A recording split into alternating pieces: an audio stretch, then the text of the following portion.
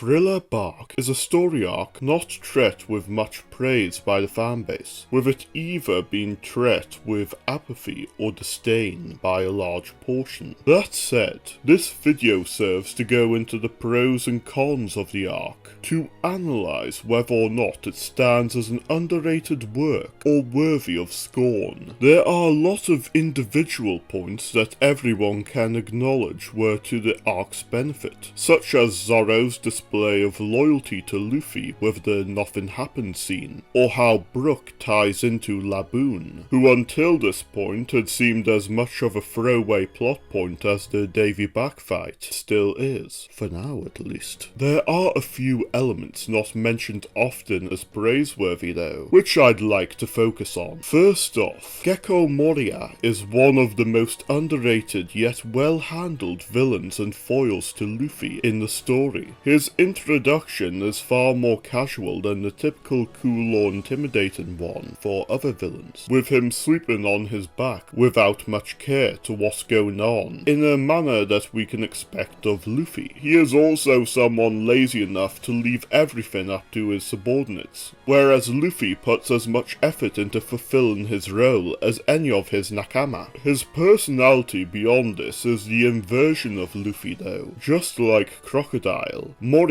in his introductory arc is past his prime, but to an even greater degree when being known to have at least put up a fight against a Yonko before his ambitions were crushed. Unlike Crocodile though, he seeks to fulfill his goals through an army rather than the military might of a weapon, and, unlike someone as deluded as Krieg, Moria's plans of a zombie army was an effective one that could have made him an unprecedented threat without the crucial role Brook played in this arc. Without Brook revealing a zombie's weakness to salt, there would be few astute enough to know how to stop them. The most important part of Moria's character though is preparing the audience for what was to soon happen, as the Straw Hats are dealt with the reality that they are not prepared for the new world. What fully makes his role here distinct from what Crocodile said though, is through the arc's greatest strength in the teamwork of the Straw Hat Pirates, which give more of an impact to their undoing on Sabaody, and Luffy's failings at Marineford. Penny's lobby may have been where they came together after damages to the group, but Sanji's line on them doing what they can that another crew member cannot is less so cohesive teamwork, and more akin to them moving to counter the right enemy. Thriller Bark is what proved their ability to work in unison through the fight against Oars, in which everyone was complementary to each other's skills in being able to take down the zombie, or smaller instances such as Robin and Frankie's combinations early on. This extends to events preceding the Oars fight, where we get many individual tests or triumphs to the skills of the Straw Hats, such as Chopper's desire of what he wants to be as a doctor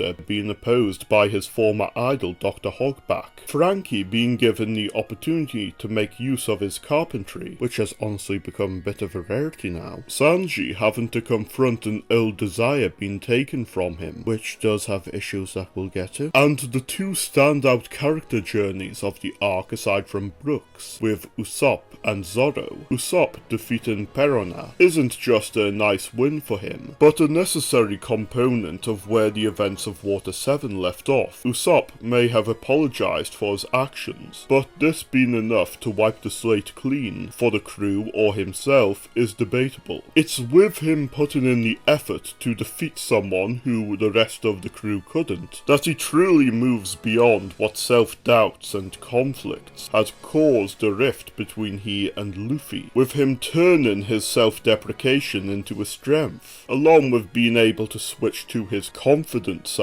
when necessary, as with the brief return of Sogekin, with his mix of pessimism, trickery, and bursts of bravery having him live by Sanji's advice of playing a role the others can't fulfill, while redeeming his past offences. Important character moments and changes come for Zoro in his fight with Ryuma, and taking in Luffy's pain, a corpse now a shadow of its former self, and also Brook, is shown to not not be a victory worth celebrating, as well as unknowingly being a rite of passage, in him facing the corpse of both his and Kuina's ancestor. His biggest moment is of course taking in Luffy's pain, and the nothing happened scene after it, which show his character growth excellently, in having moved fully beyond his bond with Luffy being mutually beneficial or simply following Captain's orders, to placing his friend's life and dream on a similar level to his own. It's within these individual character conflicts leading to or coming after the big team up that an important aspect of the zombies is shown. Though the shadows present them as dark mirrors of their owner, such as with Ryuma vs Brook, they are also static in their traits, either being determined by the personality of their shadow, or eventually removed through their loyalty to Moria, and make those such as Zombie Lola or Sindri trapped by their shadow's experience before extraction, without being able to move fully beyond them. At the same time, those without shadows have their character growth stunted too, due to their situation, with Brook having become someone directionless and incapable of achieving his goal, until aided by the Straw Hats. The other purpose of the zombies is in being the inverse of typical zombie cliches, of them causing artificial melodrama, in characters lamenting on having to attack someone who is in no way who they once knew.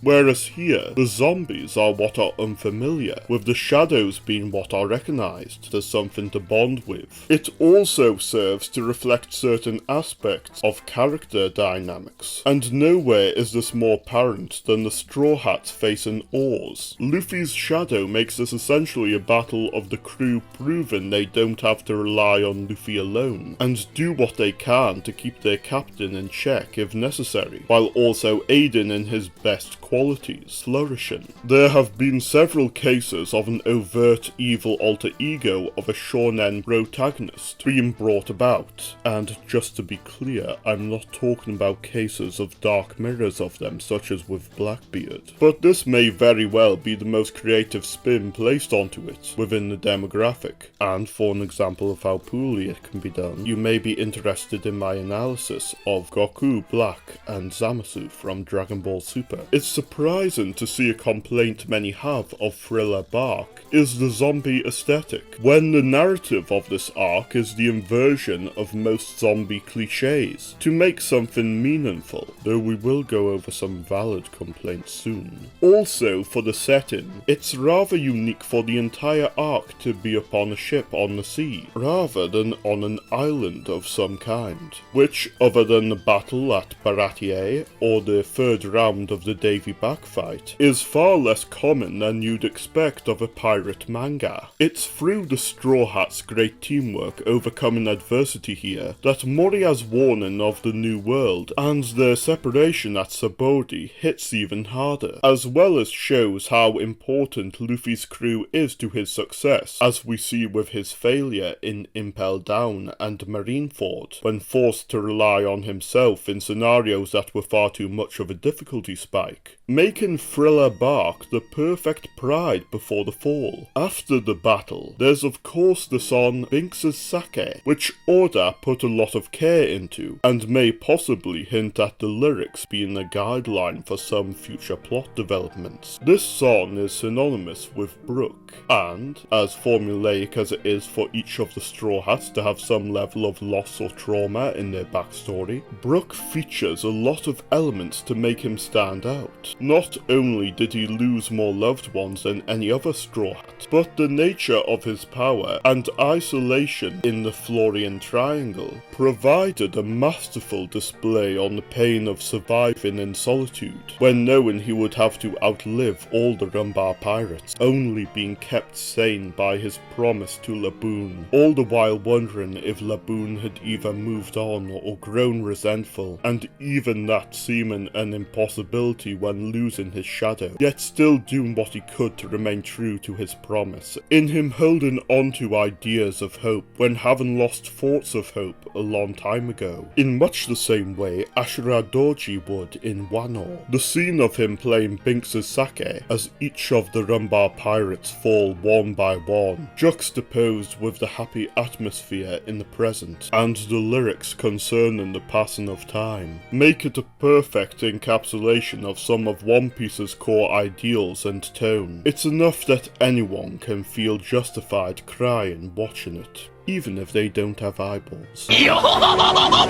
Back to the subject of complaints though, there are still a few major ones I have with the arc. The first would be with Sanji's characterization against Absalom, which can be seen as the main point where his characterization towards women went from desperate attempts at romantic ideals to mainly being a pervert. You can say it sets up some character growth and self-control when using the raid suit on Wano, but the worst impulses preceding it would probably fit better as purely the result of his 2-year training, rather than being a pervert from the start. It's true that Absalom served as a dark mirror to him, in going further with invisibility than Sanji would. But their fight presents that as little more than 2 degrees of separation. What's worse about this though is that Sanji, having read through a Devil Fruit encyclopedia, is a direct inconsistency with him being unaware of a Devil Fruit user not being able to swim back when Luffy defeated Krieg, which is far from something forgettable.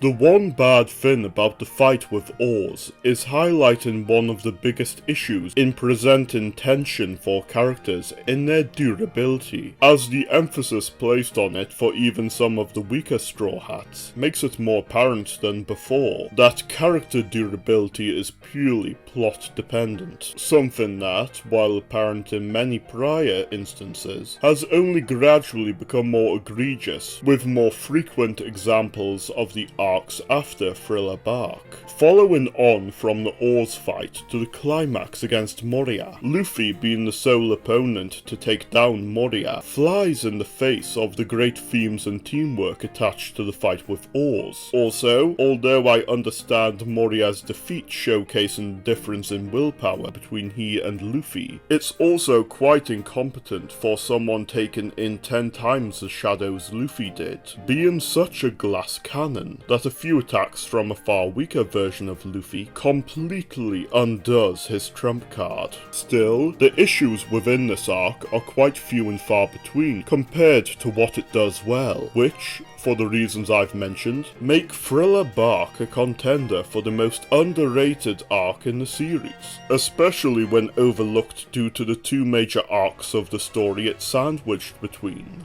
Speaking of which, the next video will of course be on the Paramount War, focusing on one of its major players.